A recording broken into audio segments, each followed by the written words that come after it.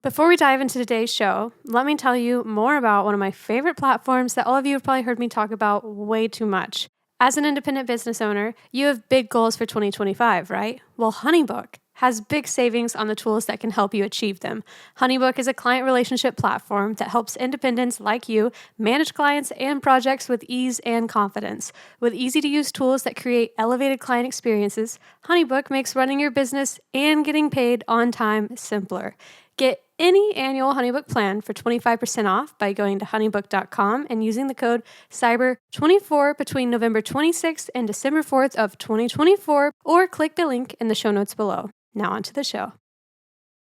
Hi, everyone. Welcome to another episode of Summer School. Today we have on two guests, which is really fun. We haven't had that on since maybe like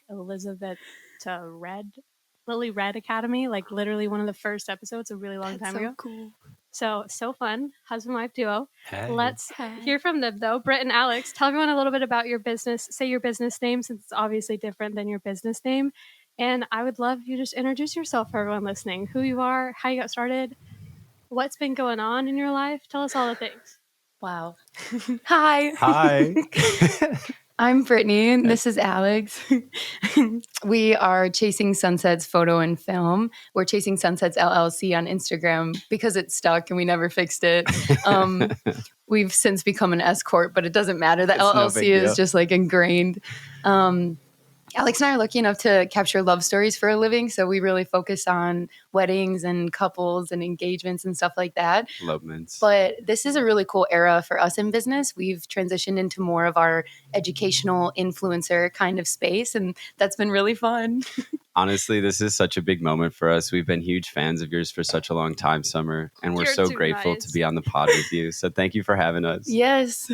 I'm so excited. They have a super fun presence on Instagram, and I was like, you guys got to come on. Those will be like such a blast. Absolutely. And you guys do have a podcast, or did it's on break right now? And yes. It's called Editing Castle, right? Absolutely. Yes. Check in for episodes coming soon. Okay, so I have to share that you've had such a profound impact in our social media journey in general. So it's so fun that you compliment us on that, because I've been admiring you and your just comfort level in front of the camera since the days of like Instagram Reels where we're like pointing around the screen at different things.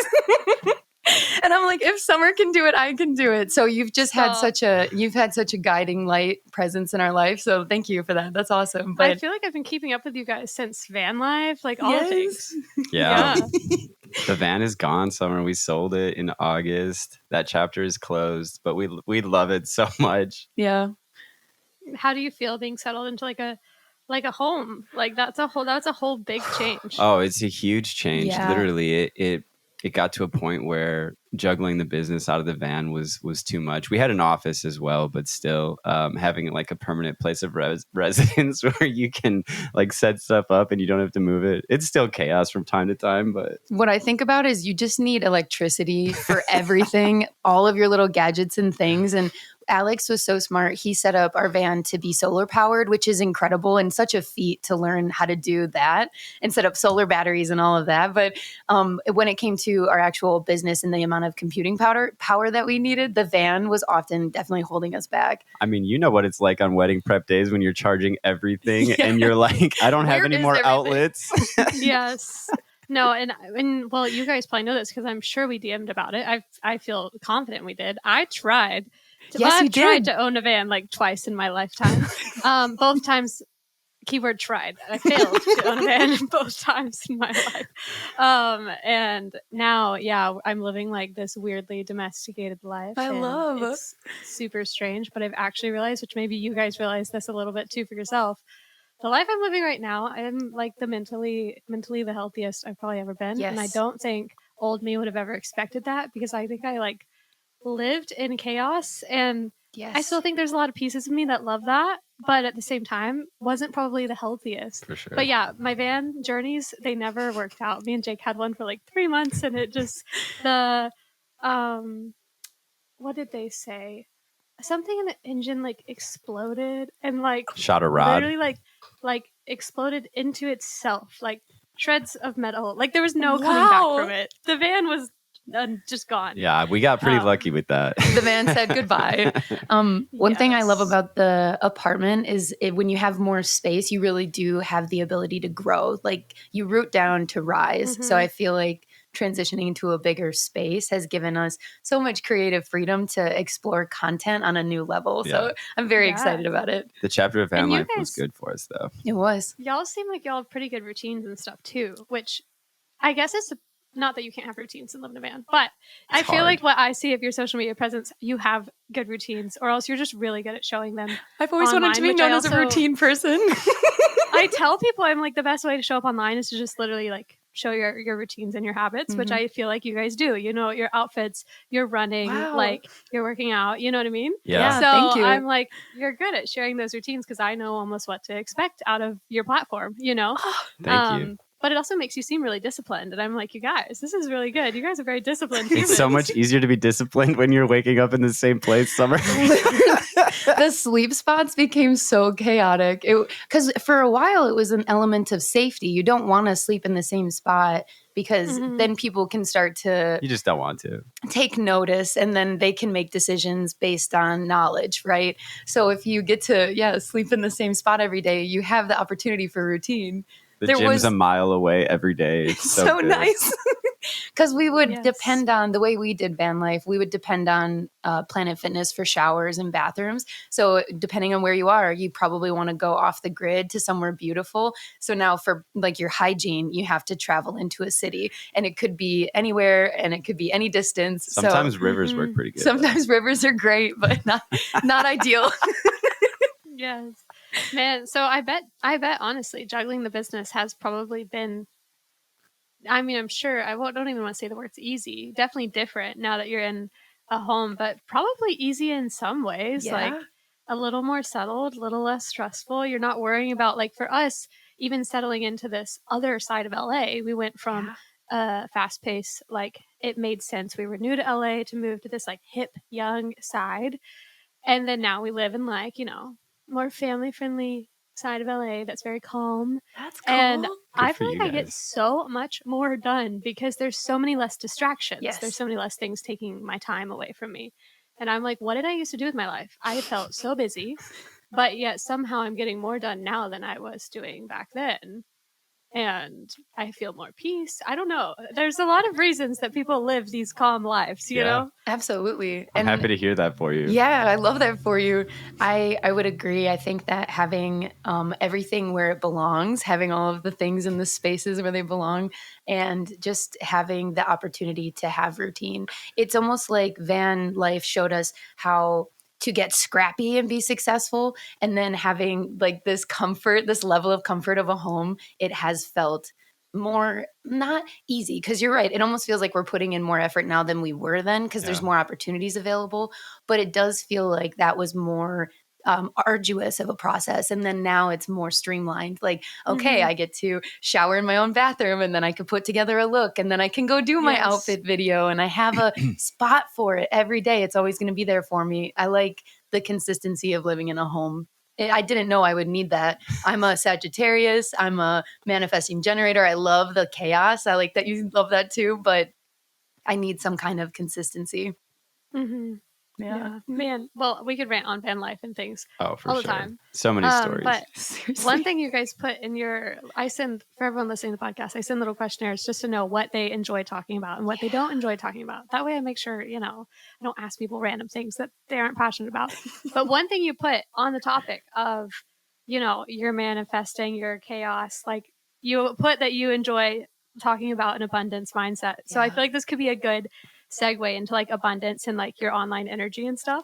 So I'd love to know, like, what does having an abundance mindset actually mean for you, and how do you feel like it's shaped y'all's journey as like entrepreneurs? Wow. Then it's okay if you need to think for a second. No, but like, what does this abundance mindset really mean when you say that? Because one, I'd love to know. I feel like I need to be more grateful in my everyday life. And y'all just have such a positive energy online. I think it'd be cool to talk about. I feel like when I think of you guys, I think of like sunshine. So okay. Sunshine and rainbows. It works. No, literally. I'm like, I want to meet these people in real life. They're so happy. So I could sum it up in one sentence. What about you? Is it a quote? I mean, I could as well, but I don't want to copy your sentence. So of course you may go first. May I? Yeah. What's meant to be yours will be yours, and you can't mess it up. Did I quote you? Did I steal yours? This is why they're married. That's not fair. That's not fair. There's a lot of really good things in life that have come our way. Yoga is one of them. And when you get into the practice of yoga, which is coming home to yourself and just stretching, breathing, it's super simple, but it's the language that you learn from the instructors that starts to stick with you. And one quote that came up in the yoga flow that I've always loved is, what's meant to be yours is going to be yours. You can't mess it up.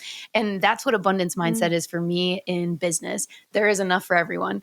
Anytime that you're feeling insecure or you're feeling like you want to be somewhere else, you always have to remind yourself that there is enough for everyone, and everything that you're going through is what you're meant to go through, because you have to get better at something. Like, there are bigger messages at play here from the universe or God or whoever you look to for that guiding light. And when it comes to abundance mindset, it's like, that is such a more fun way to go about living a life, knowing that you're going to be okay and the universe is conspiring in your favor. It's just like thinking that as you go into the world, you're this big magnet, and whatever you put out is what's going to come right back to you. That's what it is for me. It is sunshine and it is rainbows. I love that, Britt. You summed that up so perfectly. The only thing that I would add to that is just that nothing actually makes sense like looking forward. Like, you don't know what your path is going to be. You don't know what opportunities are going to work out, what ones are going to slip away. But it is all going to work out for you in the end. You just have to believe in it and keep moving forward. And then once you get to another milestone and you look back, it makes sense that you can see how all of the dots did connect, and there was a path. You just didn't know what it was. Like, has something ever been like going wrong and you have to like take a second to be like, all right, what are you trying to teach me right now? What am I supposed to be learning? What am I supposed to be learning? Because this feels really hard and I don't know why.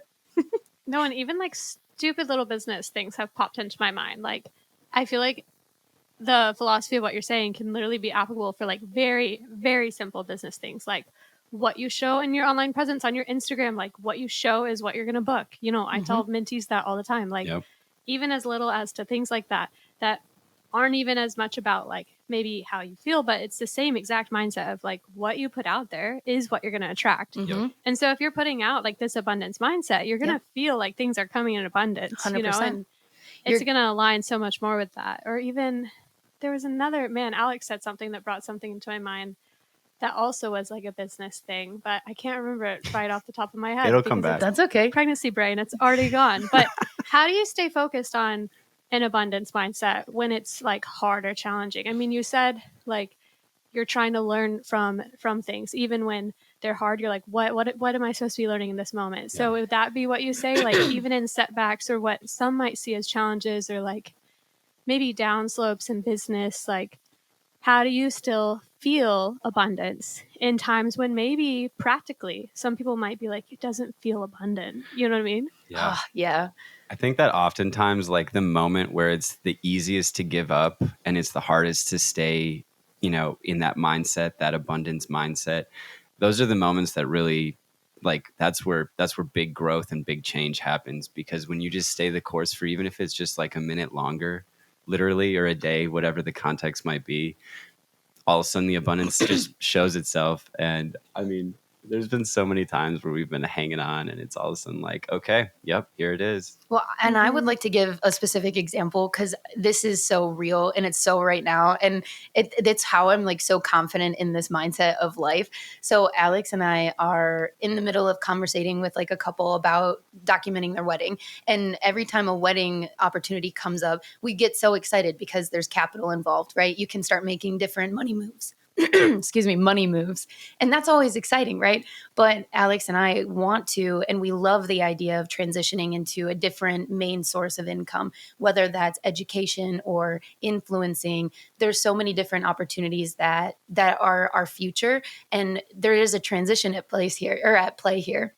So as the bank accounts get tighter and tighter in these moments of transition, there's this couple comes up and they are so excited and then they want to pump the brakes. And in that moment, it feels like you lost abundance, but that inspired Alex and I to go and try something new. Okay, what are we trying to learn here? What do we take away? The universe doesn't want you to have that right now. And it's because you've spoken, hey, I want to transition. I want to get to a point where weddings aren't the only way that I make money as a business owner. I want to be a multifaceted money maker, right? I want to have abundance in many directions, so I'm not solely focused on one thing. And then when that one thing is a little bit less abundant, it's more stressful. So in that moment, I was like, okay, so that didn't work out for a reason. And then Alex and I felt really inspired to try to lean into our modeling career and being able to host like a photographer mini where we could sell tickets to photographers to come and shoot us.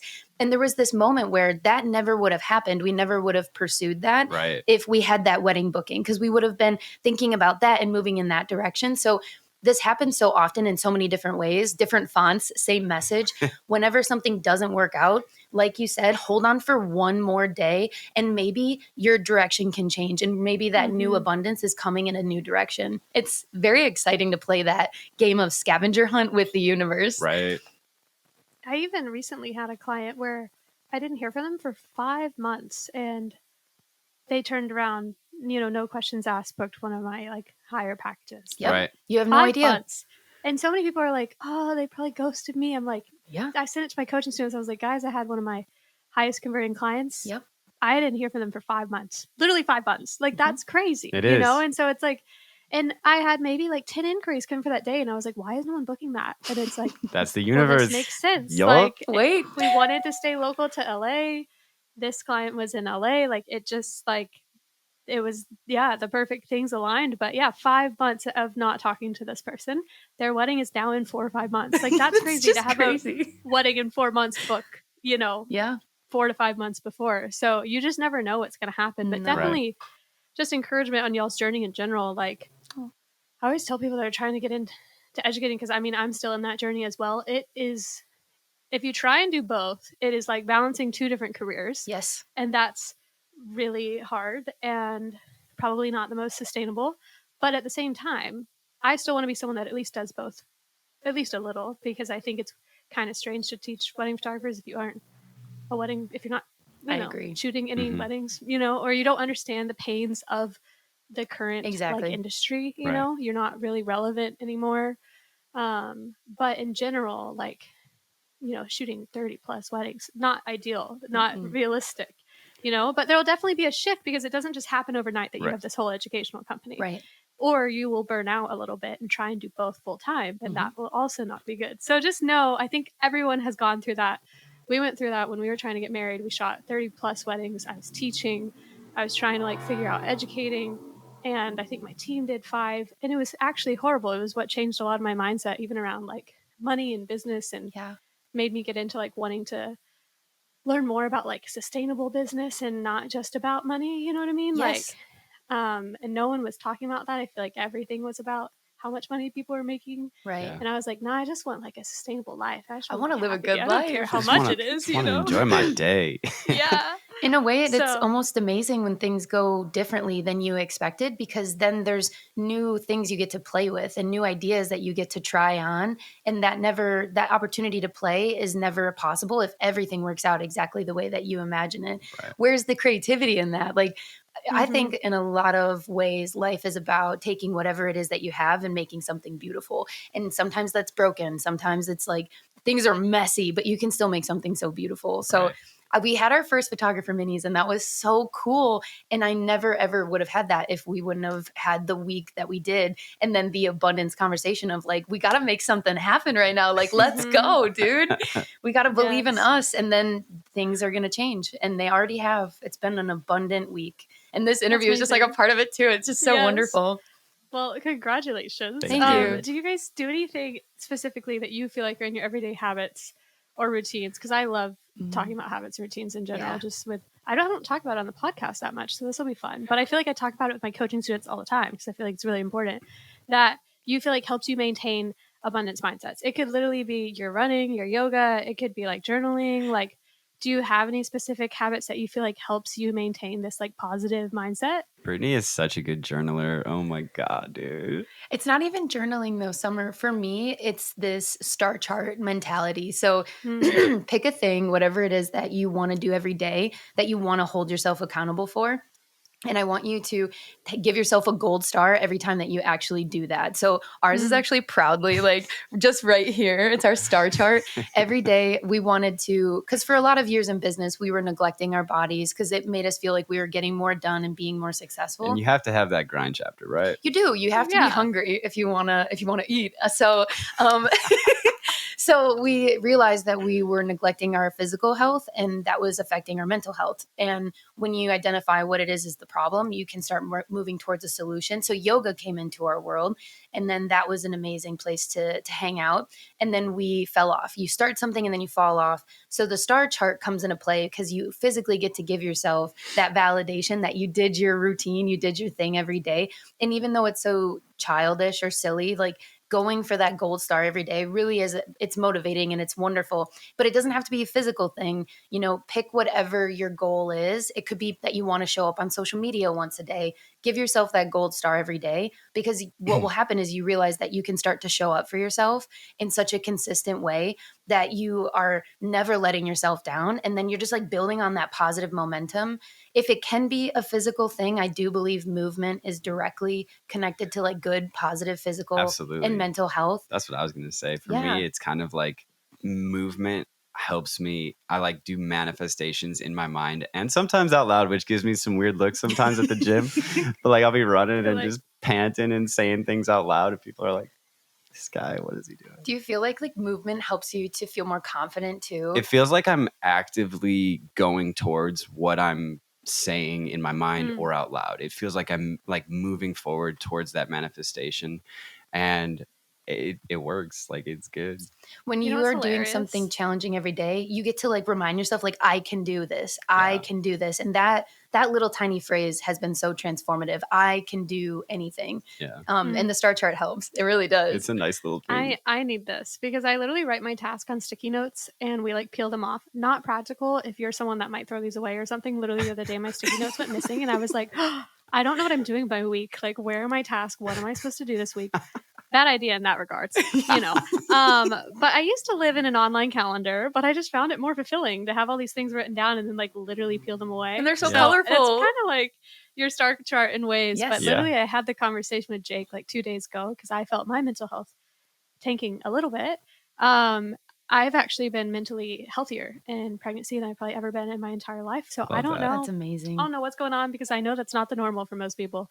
But now I'm a doer. I get a lot of fulfillment from like doing and accomplishing things, probably more so than some people. Some people could be very happy like watching a movie. I didn't own a TV my entire adult life until like 3 months ago. So like I like doing things. I like accomplishing things, and pregnant, I only have like 2 to 4 hours in me before I'm out. You know, my body is done.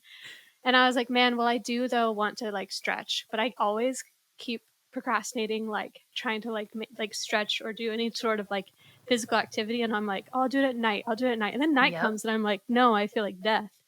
And I told Jake, I was like 9:30 every day. We just need to pick a time and we need to do it. So I might need to implement this little star chart thing. It's fun. For sure. We'll send you a little audio message or something. Go get it. Yes. Because I literally had that talk with them 2 days ago. So it's funny that y'all are saying that because I'm like, I just need to like make it a real goal because if not, I'm going to keep just like pushing it off. The star chart, man. It's the star chart, but it's also like reminding yourself that when you do stretch, like it's so good for you. Where is your head when you are stretching? Like, are you saying like, Summer, I'm so proud of you. Look at you stretch. Look at you be good for your body. I'm not stretching at all. So it's nowhere right now.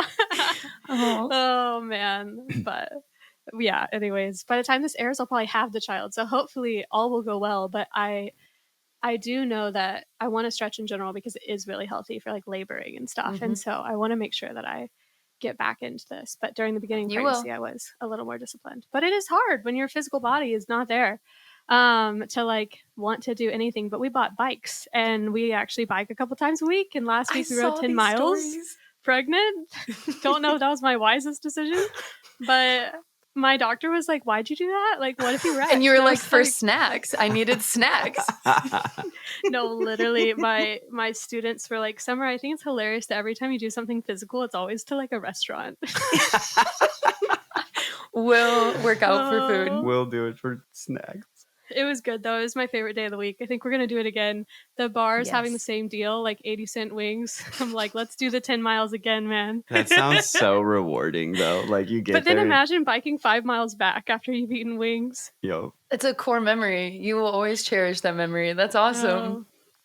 But yeah, anyways, off of my wings and biking, always onto welcome. your online energy, because I feel like abundance flows really well into y'all's like online presence, which I do feel like is really positive. I feel like the abundance is overflowing into the online space. Thank you. That's How do you? awesome. I'm literally out of breath. We love pregnant interviews. But how do you feel like entrepreneurs can work on conveying their like personality online? Like, how do you feel like are ways that you feel like people you've helped them find how to be more themselves online, or you've found through trying to show up online yourselves, ways that you felt like it made it easier to be yourself and show these parts of yourself that are pretty personal. Yeah. How do you feel like just projecting who you are online came to you? Did you feel like it was easy? Was it hard in the beginning to feel comfortable doing that? Ooh. I think that it comes back to what's meant to be yours will be yours. I always had this idea that when you go out on social media, you are going to find your people. I think it was your mom who said your tribe. And so I'm always just kind of thinking about how if I am who I am, then I'm going to find the people who I resonate with, right? Because we're all energy, we're all frequencies. Yeah. And if I am not showing up as me, I might call in something that I won't align with. And then there's going to be all kinds of nonsense. So, for example, on social media, a good growth strategy that people will say is you should be super controversial because that's going to get people talking. But in my mind, when like the growth element of social media really started to come around, I didn't really necessarily wanted to call in negativity. I don't want people like getting so upset that I have to now navigate controversial waters. I much prefer to have like a sunshine rainbows, like let's talk about the good things that are going on in the world. Because then the people who resonate with that are gonna come and hang out at my party, and like they're gonna enjoy the kind of things that I'm gonna be sharing. I think it just came down to I wanted to share what I feel really passionate about, which is exactly. abundance mindset. Was it easy or hard for you in the beginning, like getting on social media? So for me, it was definitely not as easy as it was for you. I think that part of content in general has always been one of your favorite things, and that hasn't been for me. So there was a bit I know. of I'm like, with the husband wife, I'm like, are both of you into this, or is one person being forced into this a little more than the other? definitely not forced, more like urged or like helped through the Yes. process of the transition of not being on camera all the time to pretty much always being on camera. But I think that like one of the things that really helped me to continue to show up was when people that we would meet in person would share, you guys are exactly the same in person as you are online. Yeah. That is like a little verbal gold star, if you will, every time you get that interaction with someone in person, because that's like validation for all of the reps that you have put in to bring that level of energy and that presence to social media or to the camera when it's just you talking to the camera and no one's with you, but everybody's with you all at the same time. That was like a little bit harder for me to understand than it was for Britt, I think. Yeah, I find social media to be such a positive place to go, and it's where the universe can play that game of abundance with me. So I have always had such a positive connotation with it, and I know there are a lot of people who have a very different relationship with social media. That's a completely like an important topic to bring up as well. It will be harder for someone to show up online if it's not something that inherently brings them joy. Yeah. So it is very important to note that I've loved being on camera my entire life. It's one of the things that my mom would do with my sisters and I to show that she loves us and like she wanted to like shower us with attention. So it's like I love this. I love everything about it. So it was very easy when like Instagram and TikTok and all of these different short forms became available for us to like put ourselves out there in a more approachable and just an approachable way. You know, you get to make friends all over the world, and that's just the coolest. Then the other biggest thing was we had to really pick something that we were passionate about, and I think that sometimes that's what people struggle with because it almost goes hand in hand. If you like pick something, but you can't talk about it for hours and hours and hours and be passionate about it and know what you're talking about for that topic, I think that's when it gets really difficult, because that's when some of that negativity can come into play, like what you were talking about. So like, we love love stories. Like, we love our love story. Love. We love creating with other couples. And like, when that's like your foundation, everything kind of branches off of that. And it's pretty easy to stay consistent with that. Yeah. So true. Yeah, I think having a personal brand is like so important, even with clients. Like, I think that's part of the reason I don't ever feel a need to even have an engagement shoot with these people before the wedding. But I feel like because I'm so present online, when we get to the wedding, no one feels like strangers. They feel like they know me completely. Yep. They know my dog's name, like they know everything about me. And I think in some ways it's like, yeah, like someone literally like bring up, oh, how's like your dog, when I used to show my dog more online, and I'm like, oh yeah, I forget that I do that, and like you literally know her name. You know, like it's kind of crazy. It is. But I did have one time I had a workshop this last summer called Summer Camp, and hopefully we'll have one again. I just, with baby, have no idea what my next year is going to look like. Yep. But we had summer camp, and one student did say, well, you're a little more, I don't remember what she said. And I was like, I don't know whether to be offended or if this is just interesting feedback to learn from. But she said something to the sense of like, I think that I was like more reserved than she expected or something. And I was like, wow, it's really interesting, because I feel like I'm so me online. And I was like, I've never gotten that. And then some of the attendees kind of agreed, and I was like, well, that's fine. I just think people don't expect someone that shoots like slower paced. I think like I shoot a lot. I think it was more about my shooting style, and it was just interesting feedback to receive. Yeah. Yes. But my shooting style is a little slower, and it reflects in my sessions as well. They're really long.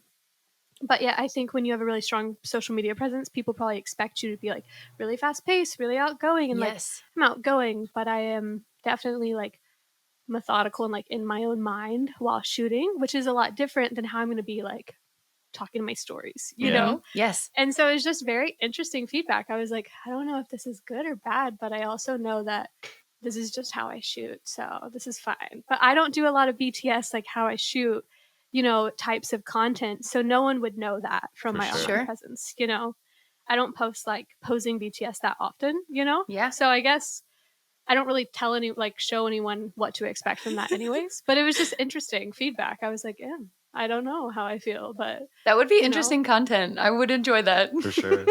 It would be boring, I feel like, since I don't move that fast. I feel like that's why I don't post them. It would be so beautiful to see your process. Right. One thing I You'd love just see me like thinking. I'd be like, I love that you say to couples, like, if I'm ever making a face, I'm just thinking through what's next. So no news is good news. Just let me do me, and we're going to make some magic together. I just love that about you. You give yourself permission to go at your own pace, which allows you to create your best work. And I love that for you. Never change that. Never change. Thank you. I'm like, maybe, and I think because I communicate with the clients, like, if you like, because I say, hey, if you see me just like staring at you, you're not doing anything wrong. It's just me thinking. Can you imagine? And they're like, okay. And because they're aware of it, then for them, they're just like, okay, cool. Like, someone's coming up with the next cool shot. But if you didn't, that's why I think client communication is so important, because if you didn't inform them, they would just feel so uncomfortable and so awkward and just be like, oh, this girl like doesn't like us or something, or like doesn't think we're doing good enough. Could be anything. Who It could knows be anything. What. But because I like over communicate, I think a lot of times the clients like, they're just vibing. They're like actors. They're just like hanging out for a minute, So it works, but I can't move too fast, or else I feel like I would get stressed out if I were them, because I've been them in a fast-paced shoot and it overwhelms me. So I think it just goes like the clients I attract, because I am this like calmer shooter. They enjoy this like long process. But then people who need people to like constantly be reassuring them and stuff, like they find their people too. You know what I mean? Yes. Yeah. And I love that you asked that question. When someone listening to this episode, if you are trying to figure out how to call in the people that you're most aligned with, it comes down to you showing what you do and how you do it. Yeah. Show people what it's like to work with you. And the people who are attracted to that style or that approach, they will find you. And that will be in their inquiries and in their language when they tell you why they're so so confident that they want to book you. I think we are on that opposite end of the spectrum of like the high energy, lots of positive affirmations. And that's what our couples share that they love about us. So it's like, I love that we have shown that, and that is now being mirrored back in the kinds of people we get to work with. It's really cool. 100%. And I think I might end up like crying in the corner if I was on a fast-paced, even positive session. But that's like what's so cool about the wedding industry is there's so many different types of clients, and there's so many different types of photographers, and no one person is doing it better or different. Like there's no like right or wrong, which I think is so cool. Like I know some like even really shy photographers, and sometimes I think I'm like, how do you do this? Because I'm not shy. I'm just slow, you know? That makes me sound. There's gonna be so many snippets of this podcast. Summer, what are you saying? Oh, if you guys know me in real life, it makes way more sense. But for everyone listening, just bear with me. But you know, really shy photographers, it actually does sometimes cross my mind where I'm like, on a wedding day, there's so many people. You're in charge of so many things. Yes. If I were shy, I actually like would be scared. Yes. But I know so many like really introverted photographers that are incredible. Incredible. You know what I mean? And they attract those clients that want someone that's just like kind of like existing. I feel like shy introverted photographers really thrive in like the documentary space a lot of times. They're that like fly on the wall. Yes. You know, whereas like I want to be in charge. I'm like, put me in charge. I got this. Yes. Like, give me the mic. But you know, the way that I like to describe it to couples when they are asking some questions that start to feel like it's out of alignment or whatever the indicator is, I always go back to this one idea that on your wedding day, it's supposed to be your best day, your favorite day. You should have your favorite cup of tea. Like you deserve to be sipping on your favorite cup of tea, and I might not be your favorite cup of tea, and that's totally fine. We're together a lot on a wedding day, we spend a lot of quality time together. We want to make sure that you like it. Yeah. So the main question is when you're talking to couples or anybody, just be like, hey, do you feel like we're energetically aligned? Although that might seem very combative, it's an act of love to get down to that energetic alignment and just ask like, how are we making you feel, and vice versa. Because I can't be anything other than who I am. Right. And if I am too much, I want to make sure that you are with someone who feels like they're the right fit for you. And that's 100%. Always been such a good thing. It's so good the way that's reciprocated, and it can be really symbiotic when it works out. And for you to be aware of that, and like I think for all of us to be aware of that and kind of like know, and I think in both of our scenarios, we both know that we're attracting clients that like really align with that. Like I get a lot of like tech clients and like people that don't want to be too intimacy, or I get a lot of like, we don't want to be cute. Like I get a lot of that in their feedback, and I'm like, girl, I got you. But it's like what you show is really what you're going to attract. Yes. And like I attract a very specific type of person. Yeah. But if I wasn't showing that, then things wouldn't align well. I had a mentorship recently where which if she's listening, hope you don't mind that I'm using your example, but where she was like, I just posted this. I may have lost some followers because I posted this, but I love this. And I was like, well, then post that. Yes. You would rather lose those people now and book the people that you actually creatively align with than share this work just because you're getting paid for it that you don't actually want to shoot. I always tell people you want to post and share about the things future you wants to book, not even you right now. The stuff you're booking right now, don't even think about it that much. Think about what you in a year wants to be doing. Yep. Share that stuff, you know? Excellent advice. Absolutely. Advice. But man, how do you feel like for you guys? I feel like being genuine and like inviting online comes really easy, like naturally.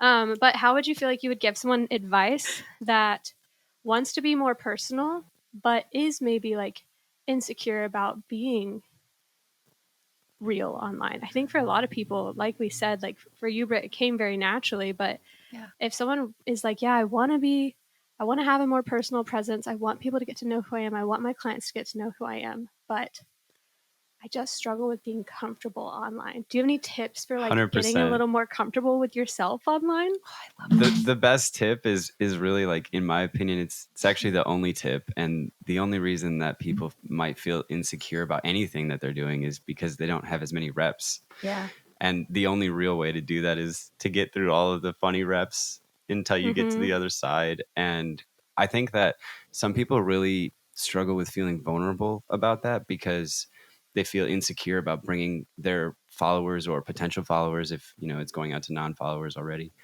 bringing them along for the journey. But people want to be along for the journey. They want to be like, hey, I was their thousands follower. Like, Yes. I remember those cringy videos. Like, I remember that, because you have to do those in order to get to the more polished stuff. Yeah, there's this whole idea, start where you are. And if you are insecure and uncomfortable, talk about that. There's people who feel what you feel. Be relatable. It's not a unique experience being uncomfortable online. And you can find that community that will then help you, like you said, like take those reps and take those steps forward. Because the truth of the matter is, this is such an opportunity to grow abundance in your life, social media, being online. So if you can like just settle with the fact that you will be online to be like wildly successful, and you can be successful without being online. I'm not saying it's all or none, but there are so many opportunities that have become available to us because we've been online. So I can tell you there's so much goodness on the other side of this effort. So definitely put in the time to sit with the uncomfortable spaces that you're going into. But to give like a more practical answer of Yeah. like what you could do today to start to get more comfortable about Yeah. it, it would be just if you're setting up a session, go on your story, just talk about it a little bit, share your honest emotions about it, be like, hey, this inquiry form was amazing. This is what I love so much about it. And these are some of the things I want to try today. I'm pretty excited about this. And then maybe after the session, do a little recap, talk about what it was like, maybe the highlights, maybe some funny thing that happened. But what I would say don't do is, if you're not comfortable with manual flash settings, don't make a course about manual flash settings that Talk about what you don't know. really know, So like that would be my kind of advice, is just kind of lean into being more human. And to piggyback off of that, if you feel like so for example, I love being on camera, but I'm insecure about the way that I speak. I get so excited about words that I often have word salad. And so before I was I've had a comfortable, lot of word salad on this episode. I mean, it's just like, la, la, la, la. You knew what I meant, right? Like, decipher that. Alex, translate. I don't know. I got you. There are so many videos, so many gigabytes of practice videos where I said, okay, this is my insecurity. I'm going to address it. I'm going to sit down with my iPhone and I'm just going to talk to myself like I'm talking to my future story. Yep. And by doing all of those reps in private, it made it so much easier to show up. Just because I love being on camera doesn't mean it doesn't make me feel vulnerable or insecure. I just love it.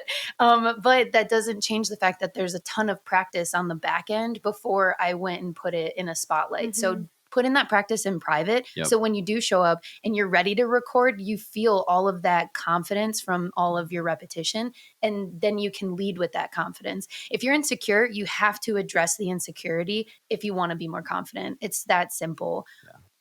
And just know we'll all feel stupid at different points. All of us. I still feel stupid. All the time. Was trying to film a voiceover for literally yesterday's like 20-second fog reel. And I was like, Jake, I have to leave the room. I can't leave the room. Don't look at me. Don't look at me while I'm doing this. And my face wasn't even on it. It was literally just a voiceover. Oh, it wouldn't have worked if we lived in a van. You know what I mean? I can't believe it. Trust me, I know. Oh man. so But yeah, funny. I always even say, like, if you want to get on your stories specifically, like say you're like, okay, I want to start small. Let's start being a little more personal on stories. A way you guys literally do this, we've talked about this, is just implementing your habits that you already have in your everyday life. Like, take those, make that a part of your brand. Because at the end of the day, it doesn't need to be all wedding photography and this, that's all business. Like, it doesn't need to be that. Because at the end of the day, a lot of clients don't know the difference between your photos and someone else, but they do know the difference in who you are. And if they can connect with who you are, they're going to want to hire you so much more than if they just think of you as, oh, this photographer and she charges this much. Like, but say you love coffee or you love fashion or you love music or your pets. What Like, do you love?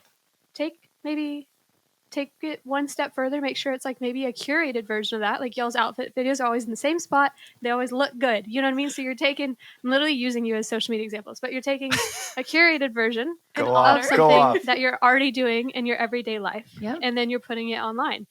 Like, that's how to use your everyday habits to build better practices with social media. And so for anyone listening, they could take something they're already doing in their everyday life. It could be making matcha. It could be like your coffee shops that you go to for when you have editing dates. Like, just take parts of your everyday life. And if your life is busy, something in pregnancy I did was I had a day where I just took some curated photos and I used them for like a week. And so they weren't as like much of the same day, but at the end of the day, it wasn't realistic for me to be taking new content each day because Right. some days I'm just on the couch because I'm ill and pregnant having hot flashes. So, you know, you can have a content curation day, but I think using your everyday habits is actually easier. Like just getting online every day. I remember this one time Jake and I were getting coffee when we lived in Echo Park because coffee was a part of my social presence back then because we were doing that often because we lived in like walking distance of all these places. And I took a photo of my coffee and I put on my stories real quick. And he was like, does it ever bother you that you feel the need to share that? Because he doesn't love social media. You know, it's not a part of his habits, you know? And I was like, Jake, honestly, I didn't think about it once. Like, this is a part of my routines. It's done. And it takes something that would feel negative or feel taxing or, oh no, I have to show up online. And it turns it just into a piece of your everyday workflows to where it's like answering an email. It doesn't have to be hard anymore. Yes. Because it's a part of your life. But you have to like make it a part of your life, you know? You're so right. I walk out that door every single day and I'm wearing some kind of outfit. So you're absolutely right. It's almost like the strategy is to remove the resistance, like whatever challenge you're convincing yourself is on the other side of that content that you could share, to let people just want to watch you do what you do. People love to people watch. So just let them in on your coffee walk or your cute outfit. Just find, I think the best advice, like practical, is just find a ledge where you love to put your phone in your house. It could be a windowsill. It could be, Should be a windowsill. It should be a windowsill. You need Find a key light. Find that light. Yes. But I have find the one little spot. sticky thing on my Get an phone to where I can Octavia. just stick it on Get the things. attachments, whatever it is, but just document what you're already doing. If you are feeling like you want to build that content muscle, that's going to make it the easiest. And then you're going to start to feel that positive momentum. People are going to start rewarding you. So many of my girlies reach out and say they love those videos. That continues to motivate me to share. And then it becomes something so much bigger than you ever really imagined it was going to be. No, yeah, I love it. And it's fine for those things to change too. I feel like I can look at different parts of my like social media journey and be like, I remember when I used to post outfit videos outside of this coffee shop that I go to every day. The guy would just give me coffee. So it became just I'd go to this place every day and there was a nice background. And yeah, I'd set it on the same plant every day and I do little outfit videos. And people would ask me about, I got a lot more fashion stuff back then and like higher fashion clients. And I booked some editorial shoots. Like it really correlated with like what I was booking as well, which was really cool. Yeah. But to segue, because we've been talking for a while and also pregnant me can only last so long without needing to pee. But to segue into things, I want to talk a little bit before we get off about doing a business with your significant other, because I do it. He's not obviously here, but I do it even though he's not as much on the forefront as with you two. But I feel like so many people are like, how do you do that? You know, like, should I? A lot of people want to use their significant other as their second shooter or like all those sorts of things. I want to know a little bit about y'all's background. Were you always in business together or was one person like a photographer first? Like, how did this start for y'all? The origin story. Yes. Brittany has always loved cameras and taking pictures. We've already talked about that. So let's say the year is 2015 and I get my first big girl camera and I'm so excited. I was like, Alex, this is an investment, but I'm very serious about it. Full frame. I want to get a full frame camera and I want to start taking pictures. Alex is super excited, very supportive. He's always been a tremendous human when it comes to my dreams. It doesn't matter what my dream was or my idea. He was like 110%. And then he could help me make it better. And that's exactly what happened. I picked a terrible name. I was like, doing the least. Honestly, I was like, let's just do everything in auto. Let's just cruise through. It's going to be a breeze. And that was just my personality at that time. I was almost arrogant to a fault. I just was like bold confidence and it just didn't go anywhere. And I was like, Alex, I'm feeling really down. This isn't really taking off. I don't know. I think that I have to give up this dream. And then Alex, like the knight in shining armor he's like, wait, babe, before you give up on your dream, what if I could make it better? I'm handsome. I'm good with people. I can name this business a better name. Like, I just feel like there's a few things we could try before you give up. Side. He had the logics.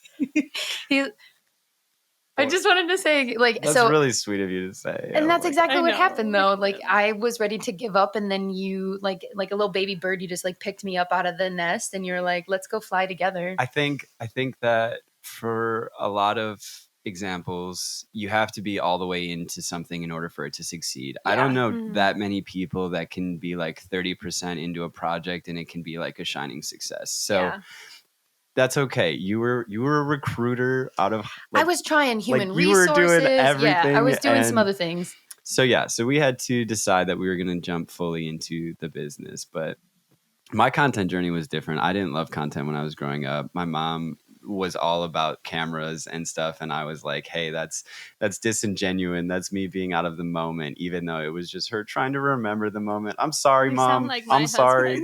We do family photos all the time now to try and make it up. Doesn't feel like enough, though. Please forgive me. But for me, it really turned the corner probably right around the same time that you're talking about, when we really started to work towards this together. And it was because I saw how much content really meant to you and how rewarding a good photo can make somebody feel. I mean, it seems simple and it seems small, but it is really big for a lot of people, and for myself included. Now I've joined the party, so that's great. Hey. But yeah, we had to decide to jump, and some people have a safety net. We didn't. And I do feel like that makes a huge difference, because it's literally like, I don't have another option. Like, this has to work. So I remember when we were learning manual flash settings in the apartment, and it was dark, and we turned off all the other lights, and we had to figure out this new thing. It was a whole nother chapter. And I would just say my best advice is put it in manual, and you have to learn. You really do. I kind of want to add to what you said, though, because I think one reason we became successful is that Alex has this insatiable need to learn and to like figure it out.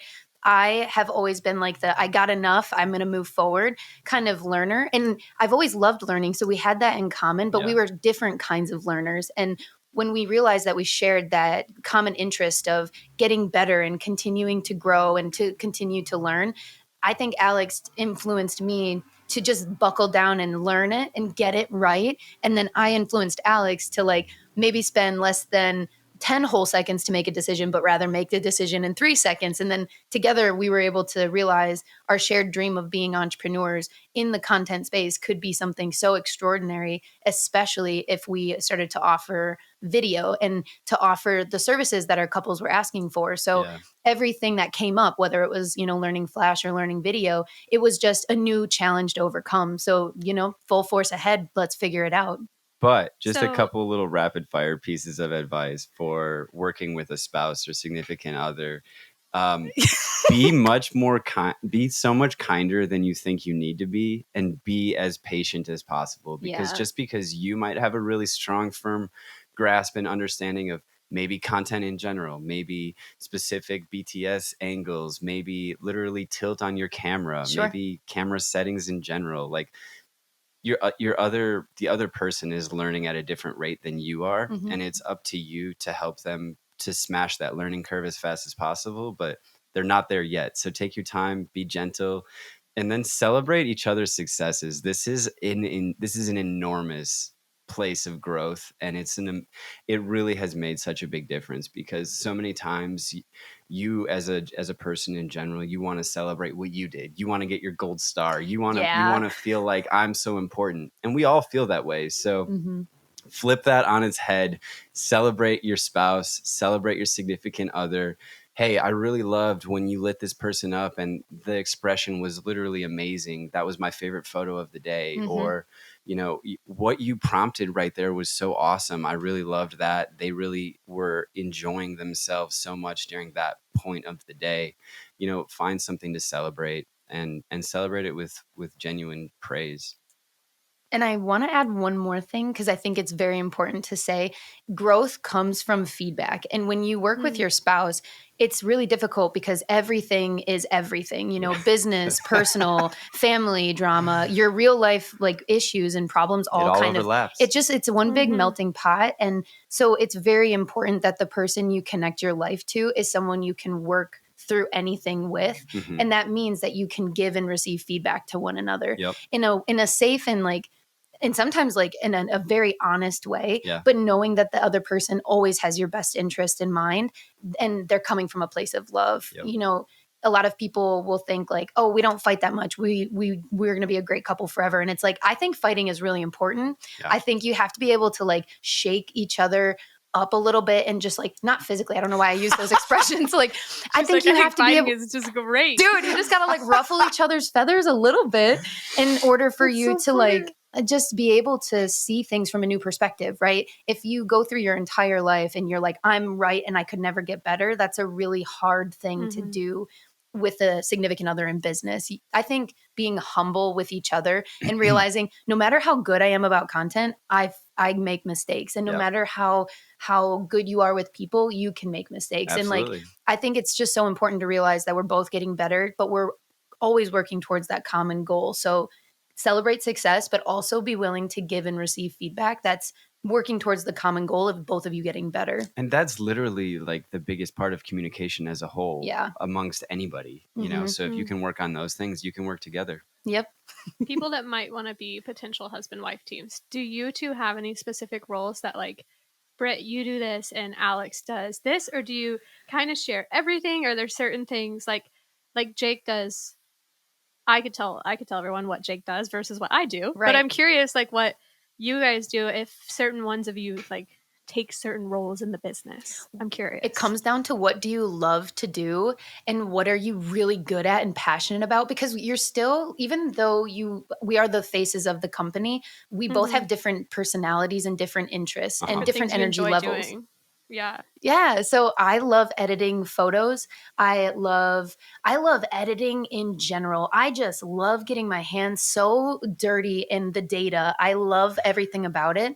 I've just always loved that. So when it comes to our workflow, Alex has taken on culling in order to free me up for editing. But the important note is no matter how you divide and conquer, I think the best advice is you should both know how to do what the other person does. And this is important because there are times where I might not be 100% and I need Alex to pick up some slack or same thing, the other direction. You know, there's times where it makes sense that Alex is focusing on a different project. I need to be able to pivot and also cull. When it comes to video editing, same kind of thing. I really love going through the footage, but Alex is the mastermind of the artistry behind the videos. So it's like, I'm going to let him cook. I'm going to back up and I'm going to let him do his thing. But I know I can support in those little ways. I think a really important note is mini games. Look at everything as a content creating business, like team as mini games. So, okay, I got to cull here. I got to edit that. I have to send those emails. If you try to look at the whole picture, it can be really overwhelming. So just look at it like little mini games. And then if it feels good on a daily or weekly basis, just delegate. So throughout the day, Alex will be like, did you get that email out? Or he'll be like, I'm on social media doing the engagement over here. Communication about what you're doing. There are so many hats that we both wear throughout the day. And I love that you touched on, you should always be able to do what the other person can do. Yeah. I'm definitely not as fast at editing as Brittany. That's definitely not true. But like I can go through the steps, the processes that she shared with me to get to where we're going. And then, you know, final approval by her as well. But it also has to be a point where you are just honest with each other and you're like, hey, where are you at today? What type of energy do you have? Do you have editing energy? Do you have social energy? Do you have, you know, like, are you going to do more of the stuff around the house that we haven't been working on because we've been having a couple really big processing days? Yeah. So you have to, it is still like an ebb and flow. So just like being able to take feedback, being able to take delegation is a really good skill as well. A tiny practical skill that's vital for the success of the team, because communications, however you interact with your clients, is like one of the most important things of your business. How you make people feel matters. So important. Emails are so vital, and who you are as a brand comes through in the language in your emails. Yes. So the advice that I give is you want to both be able to speak girl or speak like in the language of your brand. And often in chasing Chasing Sunset's history. It feels like, it's girls emailing girls. It's us getting it done. So Alex had to learn the language of girl talk. And so now people will get emails from us and they're like, hey, Britt, how's it going? And Alex is like, good girl, how are you? It's all good. Literally, Jake answers all my emails, every single one. Every email, even you guys have probably. Well, I think I answered actually one of y'all's emails for the podcast. One, sure. telling That's you cool, not to dude. submit Thank you. I the feel so portfolio special. images. Everything else is Jake. Thank you, Jake. Oh, but no one knows that. He always signs it. Love Summer. XOXO. XOXO. It's like all the love. Yeah, Jake in our business, as of right now, he's doing a lot because I'm very pregnant. But it is hard because we both shoot and educate. So Yes. I'm the only one educating. And as far as photography, he's not in the forefront of my company. People don't really know him unless he's their second shooter. Mm-hmm. They don't know that he's the one emailing them, Mm-hmm. So with that, obviously it comes a different, like he does have to pretend to be me. Yes. But we're married, so that's fine. It's all better good. than like We some are random one. virtual assistant pretending to be me. What we do sometimes, just practical note, like say, like you said, there's like house things need to get done. Yes. Like I will be cooking, but he'll like read me an email and be like, what would you want me to say? And I can just, I can cook and just say, and he just types, if it's something he doesn't know responses to. But yeah, in our business, for anyone listening, if you want to like go into business with your significant other, even a best friend, Jake Coles, and I used to edit. Now with pregnancy, he's learned how to edit. Like you said, honestly, I should have let him learn how to do that sooner, but I was holding on to it, but he now he's edited the last few galleries, and then I do a final swoop. Swoop. I love it. A little final, look through. And that just is so much more realistic because I cannot sit for more than like an hour or two. Like it's not good to be in like the same position like that long pregnant. And if I were editing, knowing me, I'd sit there for like 4 hours. Yeah. So I can't do that. It'd be better. It's healthier for me to go cook or like walk or like be moving. So Jake picked up editing and he's killing it. So yeah, he calls, emails, edits, second shoots. What else? He has literally been also doing all the communication with our accountant right now. So go Jake. Go Jake. That was definitely like a me thing. I did a lot of like the analytic side of things. My brain, he's definitely more of like the artist brain, which is funny because if you don't know Jake, you don't know that. But he's a musician. So he does like his brain thinks in art. My brain actually thinks analytically, even though I'm an artist. Wow. Like the way that our brains function, like it's always interesting to think about, which you guys have probably thought about this since you're in business together, but like I'm definitely the more like planner, organizer, analytic brain, and he's more like the art, creative. Even though we're both creative, like we're both artists, I think we're both like probably Enneagram 4s. He's probably like 4-wing 5 and I'm a 3. I'm like very structured, achievement driven, and he's like very like in his fields, intellectual, Yes. So anyways, yeah, he calls, edits, emails back to inquiries, and then I do a coaching program, podcast, but with the podcast, he like edits it down, but I do the talking. So yeah, it's like this balance of like, we both have very split roles, but it was not always easy. And it was not, we didn't go into business together. I had the business when we met each other. And so I had to learn how to be kind of a boss, and I was not the best at it. So for anyone listening, if you want to start bringing your significant other into your business, it's making the money to support you guys or maybe support them at least some, and they want to peel back from work in some way, just know it might take some time, and that's okay, but you need to humble yourself and you need to be gracious on both ends, because I think I just wasn't great at giving direction because I'd never had to do it. I was a solo entrepreneur. So I knew how to do everything and I knew how to do it fast. And even with hiring virtual assistants, I tell anyone that's looking to outsource, say you don't have a significant other you want to do business with, you're looking at outsourcing, you need to give at least a 3 to 6 month grace period for them to learn you, to learn how you speak, learn how your company operates, like learn how your business actually works, and also learn all your systems, because you can't expect them to do what took you years in a couple weeks. Exactly. And that's good advice. I love to remind people too, when they ask us about this, that you have to come from a place of gratitude. There are a lot of married couples who don't get to spend this much time together. And there are so many amazing parts of being entrepreneurs together that you should celebrate, right? We get to go on our family walks to take breaks in the middle of the day. We get to set our schedule. We get to do life together and experience these really emotionally charged days together and process it all as a team. Yep. And that's incredible. It's an incredible opportunity and a privilege. So gratitude helps me to stay centered when things do get really tough, because it's hard if you have a personal spat to then go and be client facing and be like, let's like do this session right now. This is great. But there is an element of learning to compartmentalize, because you need to lead with your professionalism and you need to make sure that you care about how you make your clients feel. So there's a ton of challenge. It definitely comes down to like delegating tasks like we've talked about, but there's the emotional side of it where there are times where you do need to like set aside the business and remind yourself that it's about your relationship. At the end of it all, your goal should be that the two of you are getting better together. Like there is no business without the relationship. Correct. So the relationship's always going to be number one. Literally have habits and routines for your relationship too. When we used to live in Echo Park and our life was crazy, we had a lot of dinners together, like intentional dinners together. Because even though we were in like the hustle phase, we needed to like spend time not behind computers, you know? And then now we do have like morning, this is outside of what we do together that's not working, but morning times we normally have like a powwow by noon to just discuss what needs to get done for the day. I just say like, hey, before you go on your run or before you do whatever you're doing today, let's have our powwow. He still does a lot of music, so it's interesting, like he's balancing his own dreams and career as well as balancing our business together. That's impressive. So there is like a lot to think about, you know, and like try to accomplish. So yeah, we have many powwows, but even what I was going to say on the personal side, we have to remind ourselves to try and take days off. Or if that doesn't work with your schedule, try to take half days off, because maybe you work weekends. So you want to say after 4, you're done, you know? And so, yeah, last week, that 10-mile bike ride we were referencing, like that was our day off. We took all of Friday off. We made plans, like, and maybe it's not realistic in certain seasons to take 2 or 3 days off a week. That's okay. Like, that's totally okay. Busy maybe season. You have a partner that has a 9 to 5.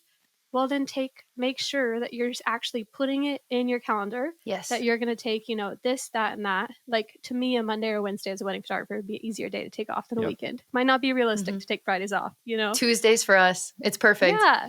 Take it, but like schedule a day off and like have intentional time, especially if you're working with your significant other. We used to, when we lived in Washington, try to have 2 days off a week. And on one day, it was just music day for Jake. And on the other day, it was like time for us to spend with each other. Date day. You know? Date day. We love date day. Date days. Especially if you're working together. You need to like not be in work mode 24/7 with your significant other. Yeah. And when it comes to social media too, I think as a married team, there's this unspoken energy of you should always be working to get everything done and out. So lean on your contracts and your delivery timelines to create space for date days. You are still a human being and you both have interests and hobbies that don't involve your equipment. So take a second, take a beat, still be a human, because you will be able to come back to your business and your clients with such a fuller cup and more energy to do your best work if you're still taking care of yourself. So pursue the wellness, man. Man, I'm going to take us down a very, very small rabbit hole, but I actually think that in and of itself is a reason some people are scared to be personal online. I know. Because they're scared that their clients will be like, well, where's my gallery? It happens. And I'm like, guys, I've been doing this for years. I don't think I've ever actually had a client be mad at me for having a personal life online. Now, in ways, if you are not meeting your fulfillments, like you're not meeting your contracted deadlines, okay, yes, then it would be an issue that you're like posting about all your travel, but yet you're not responding to emails timely, you know? But if you are running your business like well and you are communicating with your clients and you're meeting your deadlines, I don't think any client will actually care about the fact that you are, you know, spending a day doing whatever. They understand that you're a business owner and you're a normal person. Yes. Like, I think it's a fear that we're putting on ourselves that isn't real. And if you did have a client have any type of issue with it and you're within all your deadlines, I would just communicate your deadlines to them and say like, hey, I'm sorry, like I'm working on your gallery and it will be delivered to you by this date. Like, just communicate it. And it's just communication. Put it at that, you know? I love that you said the word fear, because that's truly, fear is what holds so many people back. It's the fear that someone's going to reach out. So then my first question is always, well, has that happened to you? No. It's never happened to me. Cool. Awesome. Try not to be scared about falling out of the plane until you're actually falling out of the plane. Right. But my thought and my gift to anybody who wants to ask,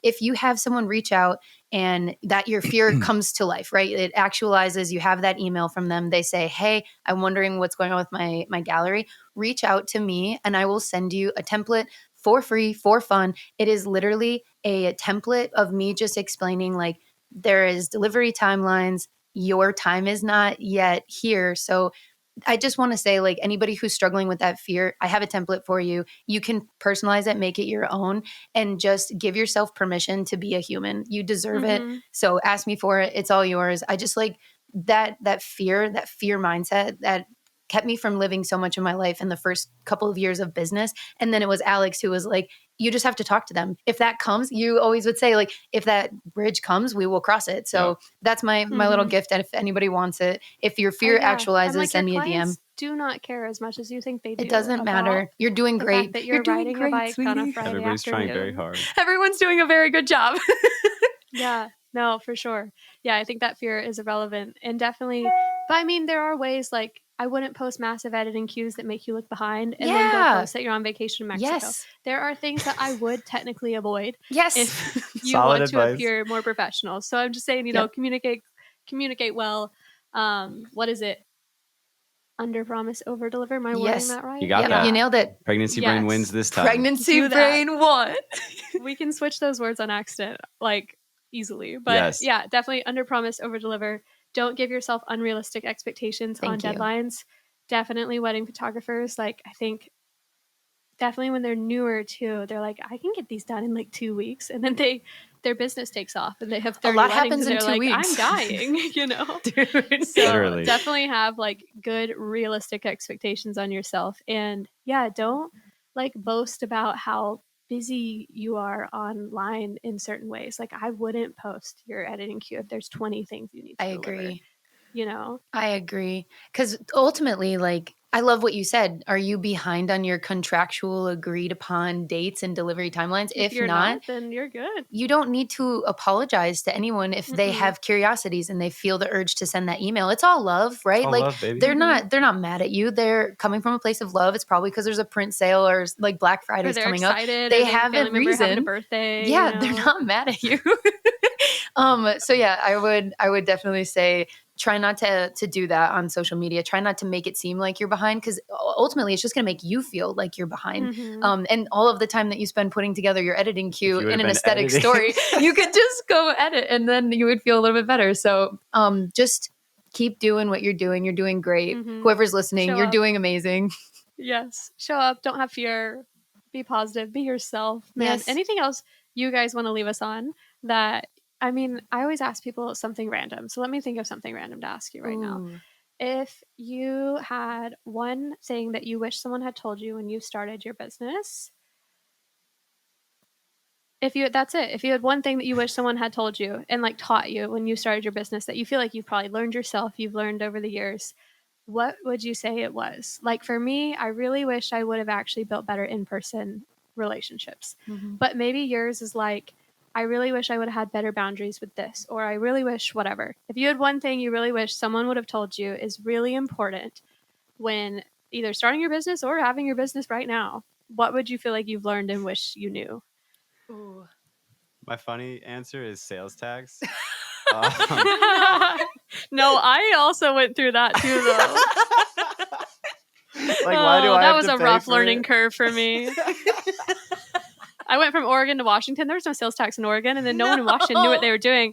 Dude, I called the DOR, and they're like, well, we agree with you that, yeah, maybe you should charge it by venue, but you would need to go to the court and, like, submit a form. And I'm like, I'm not doing that. Can you please just tell me what I'm actually supposed to do? Like, and even they were, like, disagreeing with themselves. I'm like, what kind of mental gymnastics is this? Why don't you understand? It was just not fun. Wait, if you don't know, how am I supposed to do it right? Don't come for me. You know, I actually really like the theme that we're rolling with here. So I'm going to say what I would give to baby business Britt is the idea that there is time for everything. And I wrote it on the mirror in front of my desk here because it's something I still to this day remind myself.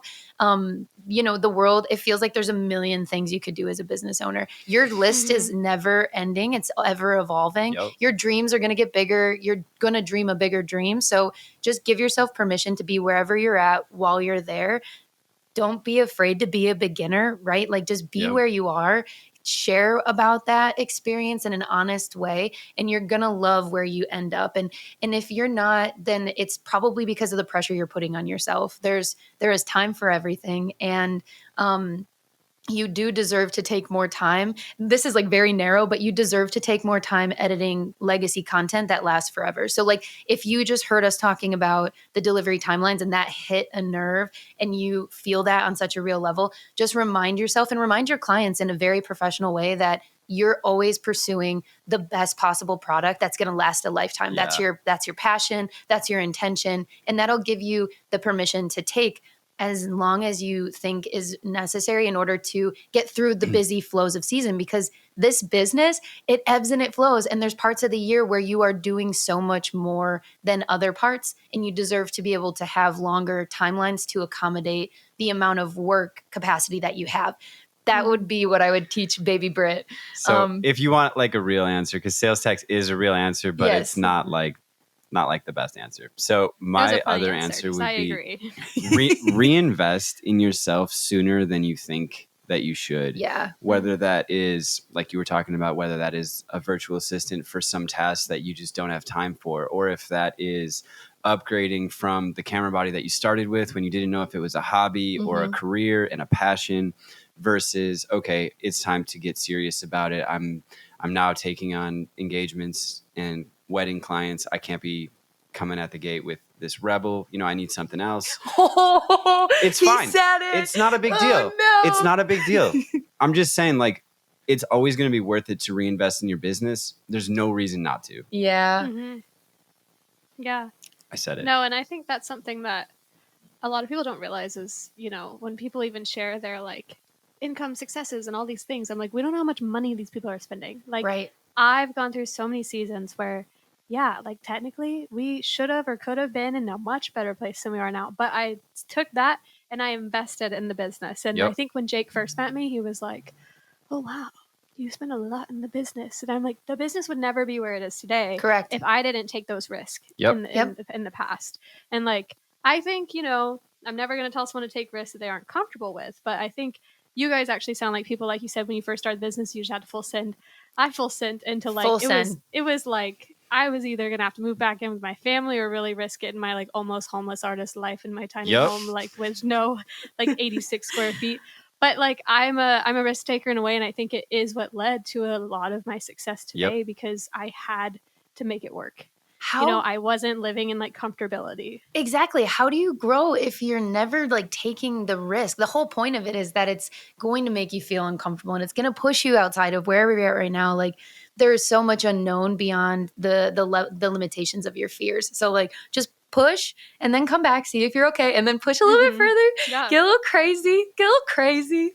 Yeah. Definitely, don't risk I was single. It was different than now with a kid and a dog. But, I still I think it's so good. You have to invest in your business. If you're not taking a risk, then how will you expect your business to just do things by itself when you're not even willing to feel uncomfortable letting it grow? Right. Summer, if you don't believe in you, who will believe in you? Yeah, you have to believe in you. Yes. Mm-hmm. So good, man. Okay. Well, to wrap it all up, I want you guys to share everywhere that people can find you currently and, podcast things, educating things, wedding client things. I'm sure there's lots of different avenues to work with you guys or get in touch with you guys. All of it will be linked in the show notes and in the description, but I want you to tell everyone just in case they're audio only today. Go ahead and tell everyone a little bit of all the places. Well, thank you so much for listening. Yes. Alex and I can be found most accessible on Instagram because it's our favorite platform. I love how joy-filled that place is. It's at Chasing Sunsets LLC. We also have a TikTok, Chasing Sunsets Photo Film. That's where you'll find a much more of Brittany talking head stuff. So if you're interested in that, come on over. And I think the next way that we could hang out, if you're interested in learning more about our photographer minis, we are super passionate about going on like a mentorship modeling tour of the United States. Yes. I'm very excited about this. We're going to pick some major cities all over. And during this off season, we've got like maybe 4 months before our next wedding kicks off, or wedding season kicks off. So if you would like to be included in on like some of those travel announcements and would like to come for that in-person photographer mini, that would be amazing. We would love to meet you and create together. It's a very exciting event where Alex and I would be your models, but also it's just like an open mentorship, learn with us. Literally, we're going to hold space for wherever you're at and whatever you want to learn. And that's already been such an exciting experience. We started in Chicago. We're going to New York next. So if you want more information about that, that's going to be super exciting. So please reach out to us on any platform. We're going to start an email list to keep people updated. It's going to be really cool. We also have a podcast that we would love for you to listen to. We talk about all things content related, so you'll be able to learn something from us and pick up some entertainment as well. Yeah. And that's Editing Castle Podcast. You can send us an email at editingcastlepodcast@gmail.com. Yes, at gmail.com. That's right. So that's going to be a really exciting space. I also just really wanted to take a time to say thank you to everyone that's listening. And thank you so much, Summer, for having us on. This is, like I said earlier, this has been a dream. Thank you guys for coming on. A dream come true. A privilege. We're just so for grateful. all of you listening, if you loved this, 1, go find them. 2, share this with a friend, share it on your stories, share it wherever, like or subscribe. It depends on what you're actually listening or viewing this on. If it makes it on the YouTube, smash all the buttons. Any button. It helps get like more people knowing about the podcast, which then correlates to amazing guests coming on, like Britt and Alex. Thank you. So fun. Thank you guys for coming on. If for anyone listening, I feel like we were playing like Instagram DM tag for like a while, and so we finally got them on, which has been so exciting. So yeah, go find them, go follow them, go look at all their little modeling. I feel like you're like turning into like a touring musician with this. Like, I'm so excited. Coming to a city near you. Coming to literally, that's what I mean.